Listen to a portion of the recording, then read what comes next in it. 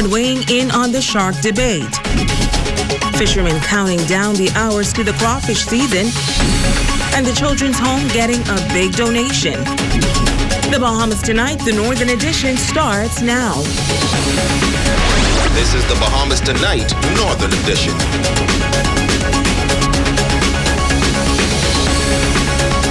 This is the Bahamas Tonight, the Northern Edition. Good evening, all. I'm Shashina Wolfarkas, and as always, it is so great to have you with us. Topping the news, there is a great debate developing regarding sharks, their handling and protection. This coming on the heels of a recent horrific shark attack that claimed the life of a U.S. visitor to the Bahamas a few weeks ago. Tonight, an international dive instructor is giving her take on this ongoing debate. Here's Megan Shepherd. Director of Training and Manager of the Shark Dives at UNESCO, Christina Zanato, has been working with sharks for the past 25 years. She says one of the main things she wants persons to understand is that there are over 500 species of sharks and that you cannot use a one-size-fits-all approach when determining how interactions will go. Learn about the sharks that are in the environment they're about to go in, and learn also what behaviors are specific to these sharks. Not all sharks act and react to our presence in the same way. So as we learn which shark behaves in which way, we also learn when to be in the water or when not to be in the water, or if it's okay always to be in the water with a certain species of sharks. One size does not fit all. Zanato notes that sharks are wild animals, and like any other animal or even a human being, if provoked, they will defend themselves. Now, 2 shark attacks have been reported in recent times, one resulting in a death. Zanato says that shark attacks are extremely rare and explains what to do if you encounter sharks on the beach. If people notice a movement in the water and they're not capable of recognizing the species of animal, I would just say calmly exit. Keep an eye, if it obviously is perceived as a shadow moving, keep an eye on the shadow and move away. But most likely, if they're capable of seeing that, the animal is just cruising by. At the end of the day, we need to understand we have an option. We can be in the water or we can come out of the water. The sharks don't have that option. The Minister of Agriculture and Marine Resources, the Honorable Michael Pintard, noting recently that the government is concerned with the practice of chumming and is looking at a possible ban. Definitely, I think the government needs to look into identifying these different environments, these different interactions, and working on that.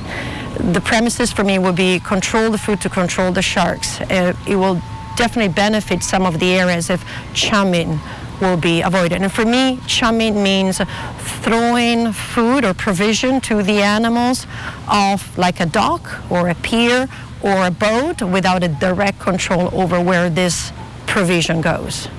Zanato says that her overall message is the importance of education and that the government and residents alike must value these animals as they possess environmental and economic value to this country.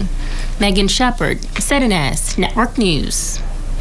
Thanks for that report, Megan. Well, meantime, the Bahamas National Trust Executive Director Eric Carey telling the media that the government should move cautiously with plans to amend shark protection legislation.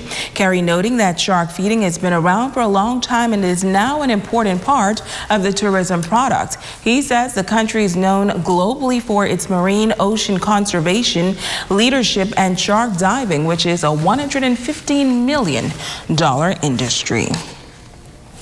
In other news, the crawfish season opens in a couple of hours, and the Department of Fisheries is warning fishermen against harvesting undersized crawfish and the use of unlicensed apparatus as the season opens. Fishermen are cautioned against capturing egg-bearing crawfish, and all crawfish caught must be 5.5 inches in tail length and 3 1/4 inches in jacket length. The public is also advised to report all suspected violation to the Department of Marine Resources. All violators of the fisheries regulations can expect to be prosecuted to the fullest extent of the law. Well, the crawfish season means big business for fishermen. Our ZNS News team hit the streets today to speak with local fishermen about this upcoming season. Our ZNS News team traveled to several of the island's favorite spots in search of fishermen making preparations for the August 1st start of the season. We did find two very excited fishermen who say they are anticipating a successful crawfish season. When the clock strikes 12:01 a.m., they will be out in the deep blue sea. It'll be a great kickoff. Hopefully the weather be good. You have a nice run. It don't be muddy. And hopefully, at the end of the day, we come home with something. For mine tonight. By 12, after 12 tonight, by after 12 tonight, I'll be in the water with my light on my head. You understand me? When guys going out in the morning say they're going for their one, I can be coming back mine, but I can make sure I go in the water on the fight. Safety first. 1 minute after 12. I'll be in there. And despite meteorologists calling for bad weather this weekend, they say they have no fear. A little breeze blowing now, so it's going to be a little rough. Well, with the weather, all you got to do is watch it. You know, if the weather bad, you don't go. You stay in. You know, it ain't that desperate that if the weather bad, you have to go in the boat. But as always, they believe in safety first. For the experience, you got to look at not just going for the lobster, but look what is around the lobsters and what is protecting the lobster. So at the same time, you got turbot with taking your lobster, and you got shark with coming for you for eating the lobster.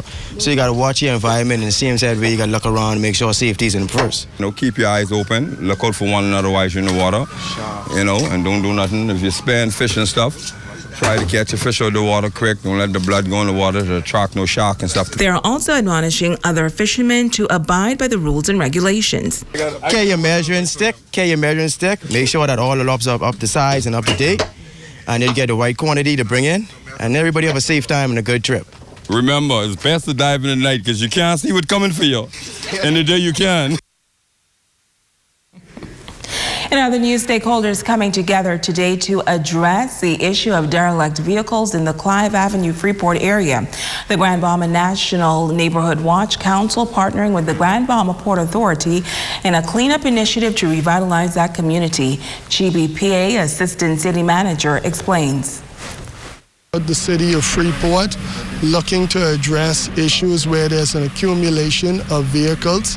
Because as many people know, there are health and safety concerns with these types of businesses. They bring down the quality of life in neighborhoods. So with this building in the back, which was damaged by fire, we are in the middle stages of doing a demolition exercise because the building is structurally unsound, and we're going to clean up approximately 25 vehicles from this area with the intention that they are not to return to this property.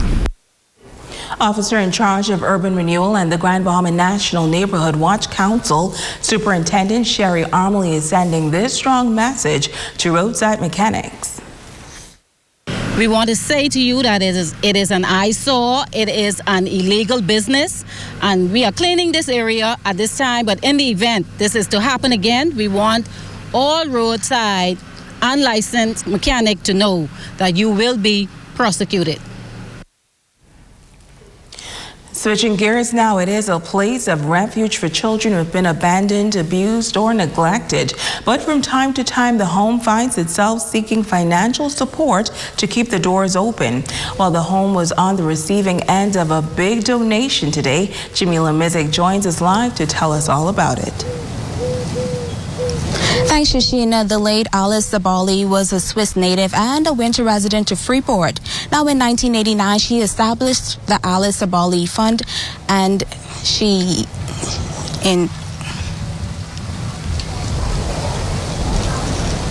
A promise made and a promise kept. The Grand Bahama Children's Home reaping the benefits from the Alice Sabali Trust, receiving a generous donation of some $37,056.47.